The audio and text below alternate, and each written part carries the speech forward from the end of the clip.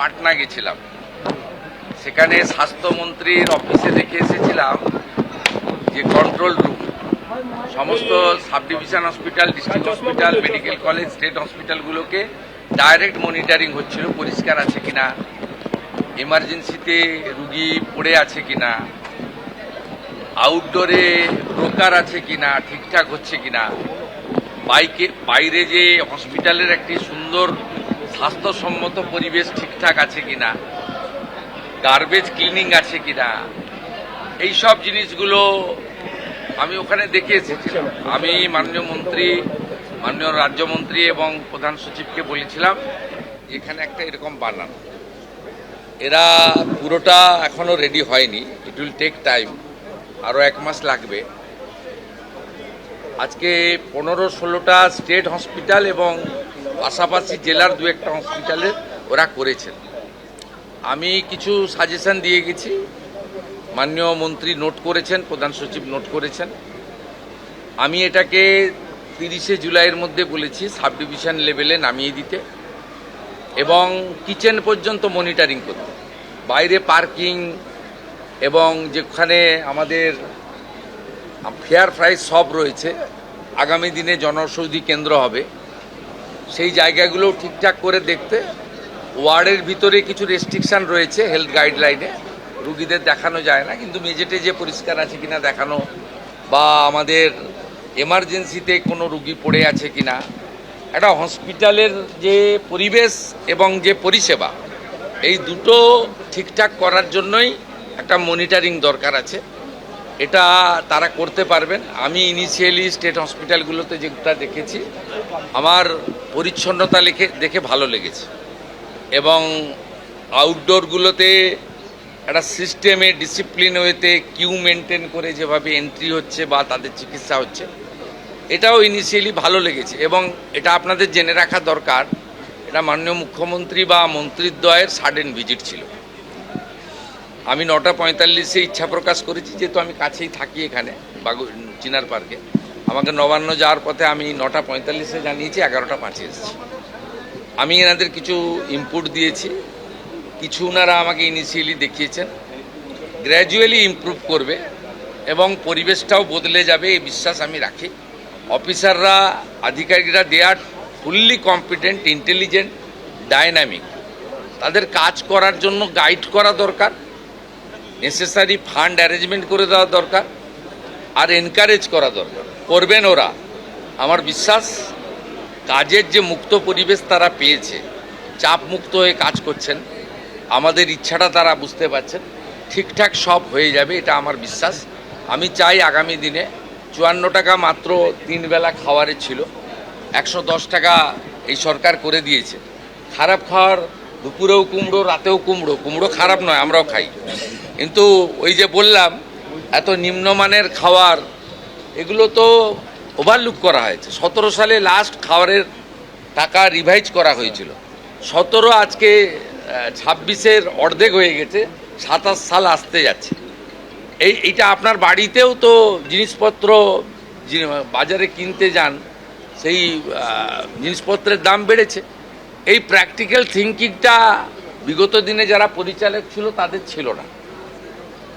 তারা এই যে ছোট ছোট বিষয়, মিড ডে মিলে 6 টাকা 70 পয়সা ভারত সরকার দিচ্ছে, আপার প্রাইমারিতে 10 টাকা পায়, তাহলে প্রাইমারির বাচ্চারা কেন নিম্নমানের খাবার পাবে? সেটা আমরা যে 10 টাকা করেছি। একইভাবে গর্ভবতী মহিলাদের যারা আইসিডিএসে 12 টাকা ছিল, সেটাকে আমরা 14 টাকা করেছি। সেখানে আপনার 8 টাকা ছিল আইসিডিএসের, একদম ছোট শিশুরা যায় যারা স্কুলে যায় না, 5-এর নিচে, সেই শিশুদের খাওয়ারেও আমরা 8 টাকার জায়গায় 10 টাকা করেছি। আমাদের চিন্তা ভাবনাটা সবসময় প্রান্তিক এবং অর্থনৈতিকভাবে দুর্বল মানুষের জন্য আছে। কারণ কোনো নেতা মন্ত্রীর লোকেরা সরকারি হসপিটালে যায় বলে আমার জানা নেই, তারা প্রাইভেট হসপিটালে অ্যাভেল করেন, বড় বড় আধিকারিকরাও তাই করেন, যারা হাই ইনকাম গ্রুপ। ন্যাচারালি এখানে যারা আসেন তাদেরকে পরিষেবা দিতে হবে এবং সব হসপিটাল থেকে দালাল রাজ মুক্ত করতে হবে এবং মানুষকে সুন্দর পরিষেবা দিতে হবে। এবং আমরা ভারত সরকার নাম দিয়েছে আয়ুষ্মান মন্দির। মন্দিরে যেমন পবিত্রতা থাকে, শুদ্ধতা থাকে, স্বচ্ছতা থাকে, একাগ্রতা থাকে, সেবাপরায়ণতা থাকে, সেই ভাবটা স্বাস্থ্যকেন্দ্রগুলোতেও আসবে, এই লক্ষ্য নিয়েই কিন্তু এখানে আমরা কাজ করছি। স্বাস্থ্যকর্মীদের তো সুরক্ষা আমরা দিবই, এবং তারা, আমি নার্স বোনেদের দিদিদের দেখলাম অ্যাপ্রন গ্লাভস সুন্দর করে ড্রেসে আছেন, খুব সুন্দর। আমি প্রধান সচিবকে বলেছি মন্ত্রীদ্বয়কে রেখে সামনে যে ল্যামিনেশন করা ব্যাচ করে দিতে। আপনারা মাঝে মাঝে দেখান যে ইঞ্জেকশন দিয়ে ফেলেছে, ট্রলি যার নিয়ে যাওয়ার কথা, যার সিকিউরিটি দেওয়ার কথা সে সেলাই করে দিয়েছে। এইটাকে সেগ্রিগেট করার জন্য, চিহ্নিত করার জন্য বা আলাদা করার জন্য বিভিন্ন স্তরে বিভিন্ন কালারের ল্যামিনেশন করা ব্যাচও চালু করতে বলা হয়েছে। এবং আমি যেটা কলকাতাতে জোর দিতে বলেছি, তারাতলার ইনসিডেন্টের পরে নিজে চোখে দেখার পরে, এখানে ট্রমা দরকার বলতে নেই, কিন্তু বড় ডিজাস্টার হলে গেলে কিন্তু সামলানোর ক্ষমতা সরকারি হসপিটালের নেই। 50-100 জন পর্যন্ত সামলে দিতে পারে, আমি দেখেছি। তাই অন্তত 250 জনকে মানে 1 মিনিটে প্রাইমারি পরিষেবা দিতে পারেন এমন একটা ট্রমা সেন্টার বানানো উচিত। সেটা স্বাস্থ্যমন্ত্রী এবং প্রধান সচিব, তারা রাজ্যমন্ত্রী, তারা কথা বলে রেডি করবেন। জায়গা এনাফ আছে এখানে, হসপিটালগুলোতে বিশ্ববিদ্যালয়ের মতো জায়গা, প্রচুর জায়গা পড়ে রয়েছে।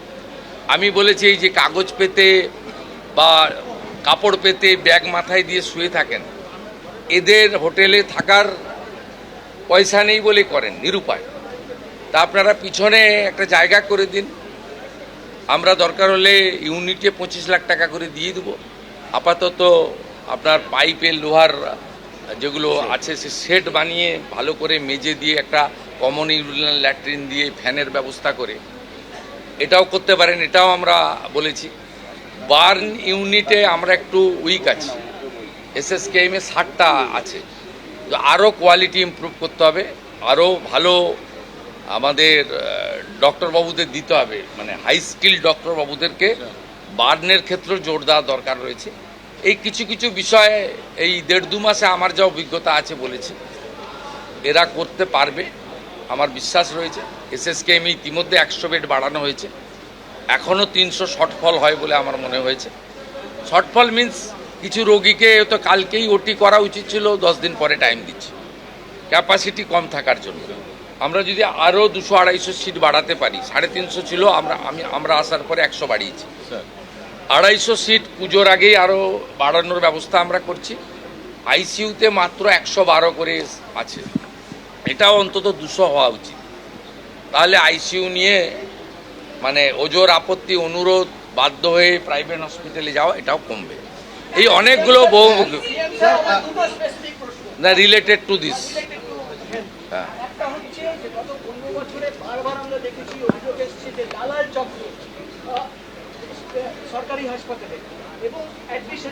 আপনাদের সবাইকে শারদবাবু আপনার ওই কন্ট্রোল রুমটা নিয়ে যাচ্ছে।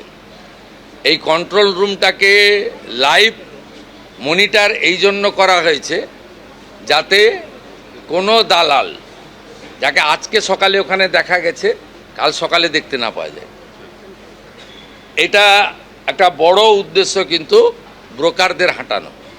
রুগী কখনো 2 দিন পর পর যাবে না ব্লাড টেস্ট করতে, রুগী কখনো আলট্রাসোনোগ্রাফি করতে পরপর 2 দিন যাবে না, তাহলে চিহ্নিত হয়ে যাবে একটা লোক যে সোমবার সকালেও দাঁড়িয়ে আছে, মঙ্গলবারও দাঁড়িয়ে আছে, বুধবারও দাঁড়িয়ে গেছে। আপনাদের আমি চলে যাওয়ার পরে এটা দেখুন ফুল ফেজেড হয়নি, কিন্তু ইনিশিয়ালি এটা স্টার্ট হয়েছে, মানে মর্নিং শোজ দ্য ডে। আমি বলবো যে সুপ্রভাত, ভালো হবে।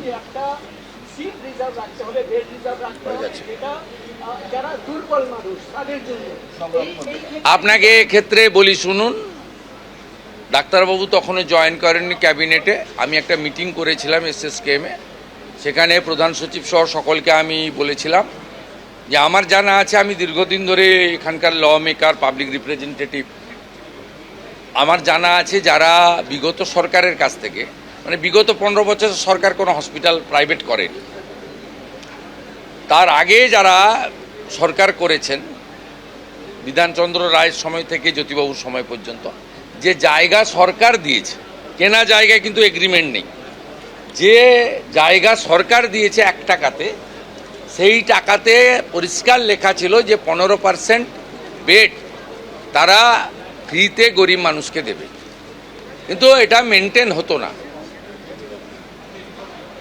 আমি এই ইচ্ছা প্রকাশ করার পরে মাননীয় মন্ত্রী পরে যোগদান করেন ক্যাবিনেটে, হেলথ ডিপার্টমেন্টে, এবং মাননীয় রাষ্ট্রমন্ত্রী তারা আধিকারিকদের নিয়ে প্রাইভেট হসপিটালকে নিয়ে বসে 10% রাজি করিয়েছেন। তারা আপনি যে হসপিটালের মালিক জমি কিনে করেছেন তার কাছে গিয়ে মানবিক কারণে দাবি করতে পারেন, কিন্তু অধিকার নয়। আপনার যাদের সরকারি জমিতে যাদের প্রাইভেট হসপিটাল তৈরি হয়েছে, দে আর বাউন্ড।